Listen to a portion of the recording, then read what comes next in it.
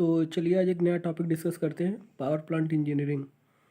तो इसमें important questions discuss करेंगे। तो सबसे पहला क्वेश्चन है अपना thermal power cycle, thermal power plant works on. जो पहला क्वेश्चन है, तो थर्मल पावर प्लांट किस में वर्क करता है? रैंकाइन साइकिल में। फिर जैसे कि है 6th number, in a cross compounding steam engine. तो क्रॉस कंपाउंडिंग स्टीम इंजन में क्या होता है? One high one low pressure cylinder are set side by side driving the same shaft, cranks being set 90 degree apart. फिर second number है the recommended cycle for the steam power plant is. तो ये हमने देखा कि Rankine cycle होता है। फिर जो ये ब्रेटन साइकिल है, तो ब्रेटन साइकिल वो उसमें गैस में यूज़ होता है, गैस रेफ्रिजरेशन में। कार्नोट साइकिल तो आइडियल साइकिल है, ऑटो साइकिल होता है, तो ये पेट्रोल इंजन में यूज़ होता है। फिर आगे चलते हैं। तो जैसे थर्ड नंबर है, for the same maximum temperature in a cycle the average temperature of heat addition of the Rankine cycle compare to that of the Carnot cycle is. तो इसमें देखिए रैंकाइन साइकिल का जो मेन टेम्परेचर रहता है वो कम रहता है। कैसे? तो उसके लिए हम देखते हैं कि एक अपना टीएस डायग्राम बनाते हैं। तो टीएस डायग्राम ये रहा डोम शेप। तो इसमें देखिए ये पंप से लिक्विड ऊपर गया, फिर ये कांस्टेंट प्रेशर, बॉयलर में कांस्टेंट प्रेशर, फिर यहाँ इसका एक्सपेंशन हुआ, फिर टरबाइन में, फिर इसके बाद ये कंडेंसर। तो इसमें हम देख रहे हैं कि ये एक प्रेशर है, ये एक टेम्परेचर है, और ये एक टेम्परेचर है बॉयलर का। तो देखिए जैसे अगर ये सपोज करिए 2 है और ये 6 है, तो इसका एवरेज कितना हुआ? 6 2 8/2 मतलब 4। तो और बाकी जो उसमें रहेगा कार्नोट में रहेगा तो कांस्टेंट रहेगा, मैक्सिमम अगर 6 है तो 6 ही रहेगा, और इसका 4 हो जा रहा है क्योंकि 2 से 6 जा रहा है, तो इसका एवरेज जो होगा, मीन होगा, वो कम होगा। तो चलिए फिर इसके आगे चलते हैं। जैसे कि फोर्थ नंबर है the difference between the temperature of the superheated steam and the liquid vapour saturated temperature at the condensing pressure is known as. तो देखिए इसमें क्या बोल रहा है कि the difference between the temperature of the superheated steam.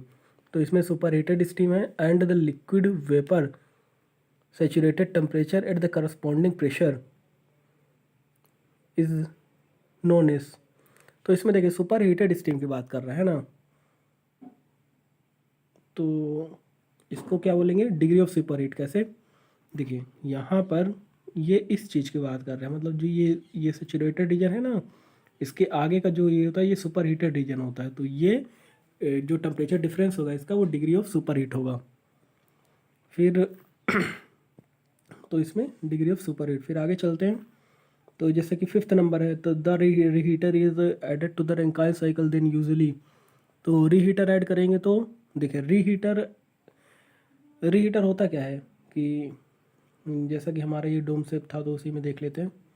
देखिए reheater क्या होता है कि ये है ना, ये अपनी साइकिल ये डोम शेप हुआ, तो ये हम पहले एक बॉयलर से गए, तो फिर इसको हम फिर लाते हैं, फिर इसके बाद हीट करते हैं।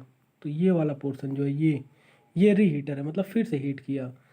तो जब फिर से हीट करेंगे तो इसका जो वर्क मिलेगा, वर्क ज़्यादा हो जाए। क्यों? क्योंकि एक वर्क तो इससे मिला, इससे, और एक वर्क इससे मिला, जी ऊपर से नीचे आया था, तो एक वर्क इससे मिला, तो 2 वर्क मिलेंगे। मतलब ओवरऑल जो वर्क रहता है वो इंक्रीज़ होता है। और जो इफ़िशेंसी रहती है ना, वो इसमें जैसे कि ऑप्शन में नहीं था, तो इफ़िशेंसी कभी इंक्रीज़ भी रह सकती है, कभी सेम भी रह सकती है। तो इस वजह से इसमें ऑप्शन में नहीं, तो सी लगा देंगे।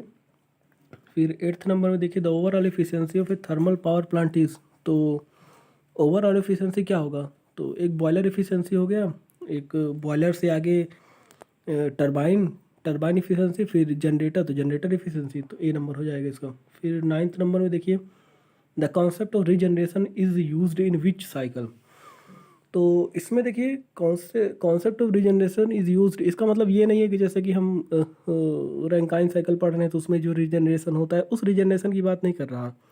ये ऐसी बात कर रहा है कि जैसे कि जो प्रोसेस हम जा रहे हैं ना, उस प्रोसेस में ऑलरेडी रीजनरेशन हो रहा है, तभी वो प्रोसेस हो रही है। तो ऐसा सपोज करिए कि वो इनबिल्ट टाइप का है, हमको अलग से नहीं करना पड़ रहा है। तो ऐसा स्टेरलिंग और इरिक्शन में होता है। बाकी आप लोग थोड़ा ध्यान रखने की कोशिश करिए इसको। फिर आगे चलते हैं। देखिए इसमें स्टेरलिंग एंड इरिक्शन होगा, जबकि आंसर में रैंकाइन एंड इरिक्शन दिया था 9th नंबर में। फिर 10th नंबर में चलते हैं तो the solid fuel having the highest calorific value, तो हाईएस्ट कैलोरीफिक वैल्यू किसका होगा, जो सबसे अच्छा कोयला रहेगा, तो anthracite. 18th number in a cooling tower water is cooled by the process of, तो ये बहुत बार क्वेश्चन पूछ चुका है, तो इसमें इवोपरेशन होता है वैसे, तो इसमें इवोपरेशन ऑप्शन नहीं है, तो कंडेंसेशन होगा। बाकी देखिए जैसे कि 12th नंबर है तो the cooling tower water is cooled by the process of evaporation. ठीक, फिर इसमें 13th नंबर में चलते हैं। 13th नंबर में क्या है कि the dry saturated steam at very low pressure 5 to 10 kg per centimeter square when throttled to the atmosphere will become wet। तो देखिए थ्रॉटलिंग होता है तो क्या होता है, किसी ये प्रोसेस था अपना, तो इसमें थ्रॉटलिंग हुआ तो यहाँ से नीचे आए हम लोग, है ना, थ्रॉटलिंग हुआ, तो जाहिर सी बात है कि अगर यहाँ अगर अपना सेचुरेटेड था तो ये नीचे जा कर के वेट हो जाएगा, मतलब कुछ परसेंट लिक्विड कुछ परसेंट वेपर यहाँ पर रहेगा इससे इस जोन में, तो जाहिर सी बात है कि वेट होगा इसमें। फिर 20th नंबर देखते हैं, which of the following is true curve for the isothermal process for a wet steam to get converted to a superheated steam.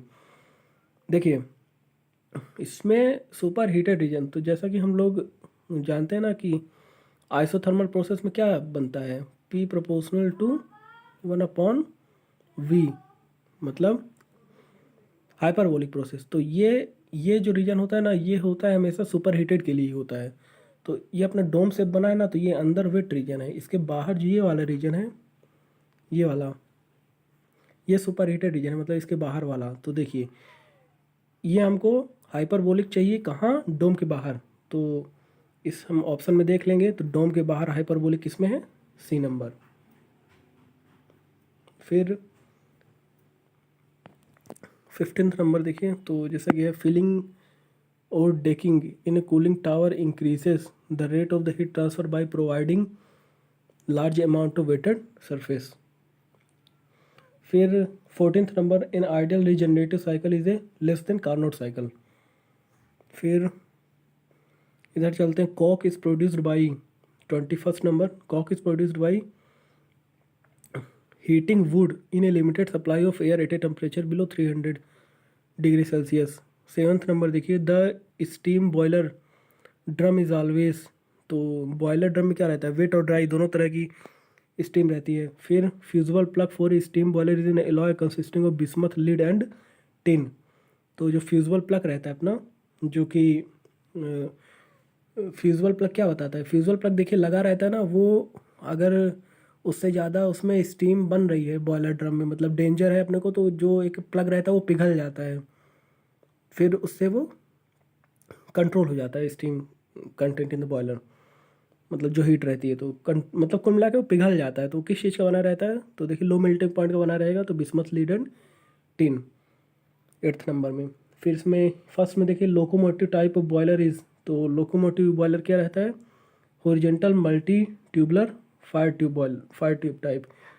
तो देखिए इसमें फायर ट्यूब और वाटर ट्यूब एक याद करने का तरीका है, जैसे कि लंका में आग लग गई, लंका मतलब लैंकशायर, तो इसी तरह याद करिए लोकोमोटिव लैंकशायर, इस तरीके के जो बॉयलर हैं तो वो फायर ट्यूब बॉयलर है। तो इसमें ध्यान रखिएगा locomotive type boiler is horizontal multi tubular fire tube boiler. इसी तरह नीचे देखिए 2nd number Lancashire boiler is a, तो ये हो जाएगा फायर ट्यूब बॉयलर। फिर आगे चलते हैं, 10th number safety valve used with the locomotive boilers is spring, तो सेफ्टी वाल्व क्या स्प्रिंग के जरिए लगा रहता है। कोकरन boiler is horizontal fire tube boiler, horizontal fire tube boiler कोकरन। तो लैंकशायर, लोकोमोटिव, कोकरन, ये सब फायर ट्यूब है। वाटर ट्यूब में क्या रहता है कि वाटर ट्यूब क्या है, बैबकॉक विलकॉक्स, ये वाटर ट्यूब है। तो 11th number in a boiler the feed check valve is used to control the feed water flow rate. Feed check valve क्या यूज़ करता है, फ्लो को देखता है, मतलब फ्लो कंट्रोल करता है।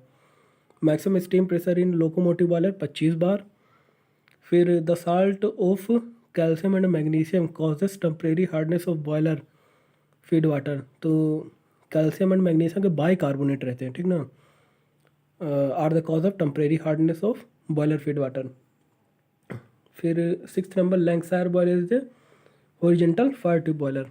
फिर आगे चलते हैं कि जैसे कि 14th नंबर देखिए, विच of the following is a boiler mounting तो माउंटिंग और एक्सेसरीज़ में एक फ़र्क रहता है। एक्सेसरीज़ क्या करते हैं कि इफ़िशेंसी को बढ़ाती हैं, तो जैसे कि यहाँ इकोनोमाइज़र हो गया, सुपर हीटेड हुआ, तो ये सब फीड पंप हुआ, तो ये सब क्या है, इफ़िशेंसी को बढ़ाता है। लेकिन माउंटिंग क्या है, माउंटिंग सुरक्षा के हिसाब से रहता है, जैसे सेफ्टी वाल्व हो गया, फ्यूज़ल प्लग हो गया, ये सब। फिर उसके आगे चलते हैं, कुछ अच्छा क्वेश्चन यहाँ हमने टिक किए हुए हैं। 23rd नंबर देखिए, तो इसमें क्या है कि what are the advantage of water tube boiler over fire tube boiler. तो देखिए वाटर ट्यूब बॉयलर का क्या एडवांटेज है, वाटर ट्यूब बॉयलर ना मतलब कि steam at higher pressure can be produced water tube में, लेकिन वाटर ट्यूब के डिसएडवांटेज भी है, जैसे कि उसमें खतरा रहता है बस्टिंग का, उसमें मतलब फूटने का खतरा रहता है प्रेशर के द्वारा, वाटर प्रेशर से। बाकी इसका जो एडवांटेज है वो यही है कि स्टीम हायर प्रेशर हम इसमें मिलता है हमको। इसी तरह जो 17th नंबर है, which of the following safety device is use to protect the boiler when the water level falls below minimum value. तो इसमें फ्यूजल प्लग होगा। ये देखिए water level fall minimum value मतलब कि स्टीम बहुत बन गया, मतलब कि प्रेशर ज़्यादा बढ़ रहा है, हीट ज़्यादा हो गई अंदर, तो फ्यूजल प्लग इसके लिए रहेगा। फिर बैबकॉक एंड बिलकॉक्स 18th नंबर, तो नेचुरल, हम वाटर ट्यूब वाला तो बता चुके हैं, लेकिन ये नेचुरल कन्वेक्शन से रहता है, मतलब कन्वेक्शन करंट के थ्रू नेचुरली वो हीट ट्रांसफ़र करता है। फिर आगे चलते हैं, तो जैसे 19th number, boiler accessories are used to, तो एक्सेसरीज क्या करती हैं, इम्प्रूव परफॉर्मेंस। फिर 20th नंबर, बेंसन। बेंसन क्या है, बेंसन में ड्रम नहीं रहता, और सबसे हाई प्रेशर बॉयलर बेंसन ही है, ठीक ना। 26th नंबर में, the heat loss in a boiler takes place in the form of, तो ये सारे ऑप्शन करेक्ट हैं, एस के थ्रू, फ्लू गैसेस के थ्रू। फिर आगे चलते हैं, the 28th number, the diameter of tube of natural circulation boiler is compare to the control circulation. तो जाहिर सी बात है कि नेचुरल सर्कुलेशन चाहिए तो उसका डाय ज़्यादा रहना चाहिए। फिर 35th number, equivalent evaporation is the amount of the water evaporated in a boiler from and at 100 degree Celsius. फिर Cochran boiler is a fire tube boiler. तो फायर ट्यूब में क्या क्या हुआ, लैंकशायर, लोकोमोटिव, कोकरेन, ठीक ना।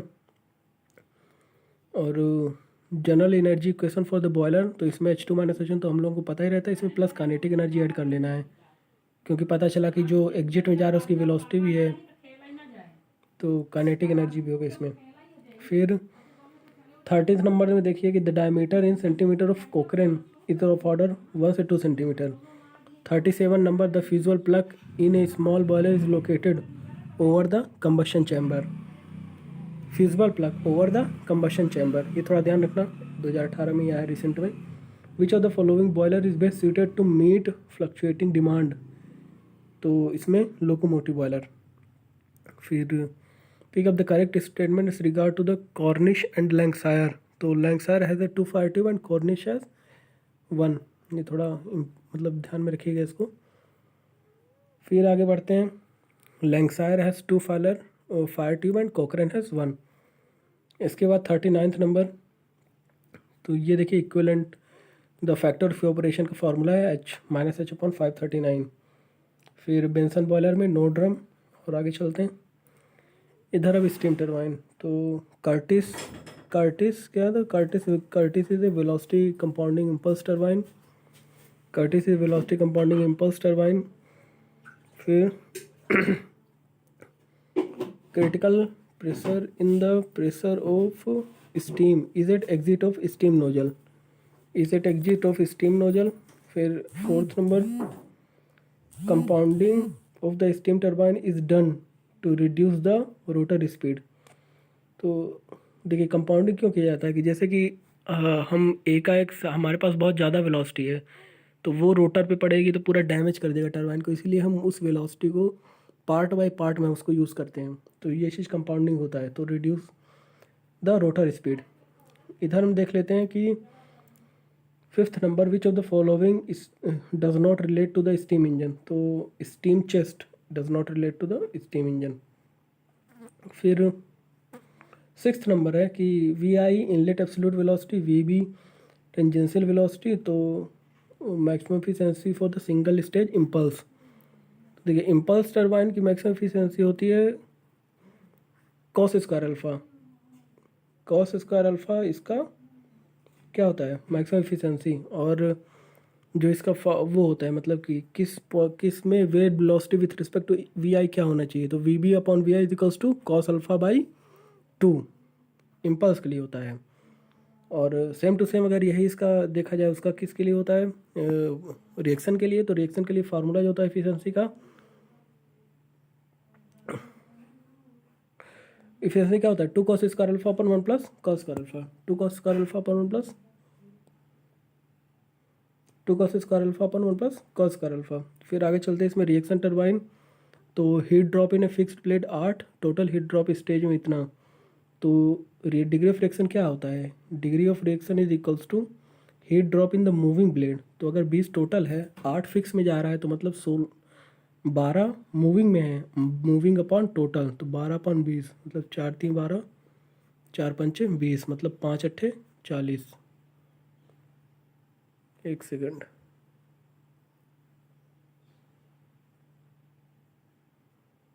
हाँ सही है, 12 अपॉन 20, तो 4 3 12 4 5 20, तो 5 छक्का 23, 60% बी नंबर।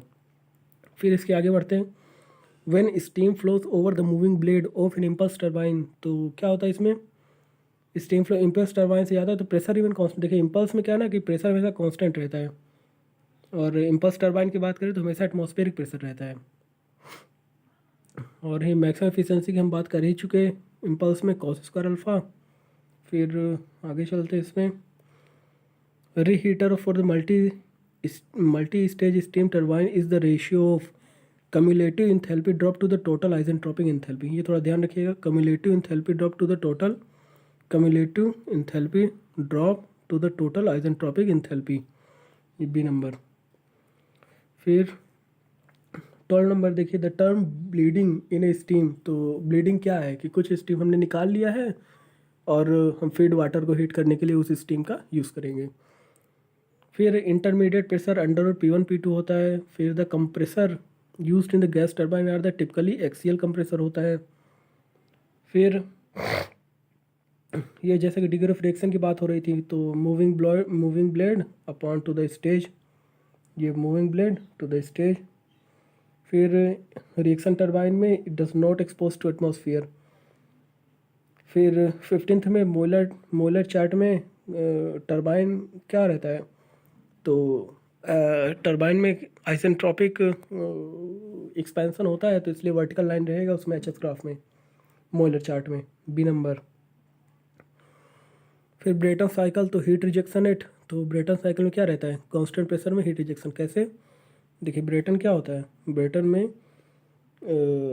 इस तरीके का बनता है ना, टीएस में ये आइसेंट्रोपिक कंप्रेशन, फिर कांस्टेंट प्रेशर हीट एडिशन, फिर आइसेंट्रोपिक एक्सपेंशन, फिर कांस्टेंट प्रेशर हीट रिजेक्शन, तो इसमें कांस्टेंट प्रेशर रहता है। फिर a nozzle is said to be choked, nozzle is said to be choked when the flow through it is maximum and the exit pressure is critical pressure। फिर इधर तो हो गया, which of the following type of air compressor is gas turbine, तो axial flow type compressor. Brayton cycle is a reversed Joule cycle.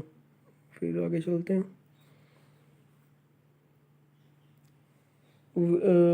what is the unsteady to and the flow motion of fluid that causes pulsation in the engine compressor is known as surging।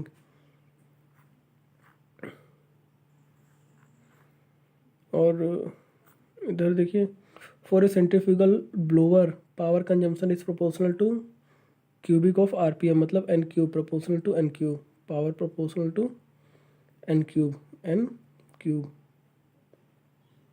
ठीक, फिर आगे चलते हैं, इधर एक question है ये वाला, the indicator diagram 4th number, the indicator diagram shown in the figure obtained on a compressor shown as, तो कंप्रेसर में हमको इंडिकेटर डायग्राम ये मिला, मतलब कुछ लीकेज है, जैसे कि क्या क्या है ये चीज़, क्या एक्सेप्ट वॉल्यूम दिखाता है ये वाला पोर्शन, मतलब सिलेंडर के अंदर कुछ लीकेज है ना, तो discharge valve is leaking into the cylinder during the compression stroke. ठीक, B number, discharge valve is leaking into the cylinder during the compression stroke. फिर कंप्रेसिबल फ्लो है, कंप्रेसिबल फ्लो, तो ये कुछ क्वेश्चंस हैं। कंप्रेसिबल फ्लो आ नहीं रहा इस टाइम से, कुछ समय से। और लास्ट में इसके आंसर्स देख लेते हैं, अगर आप शुरू से लगा रहे हैं तो। ये रहा उसके आंसर सारे।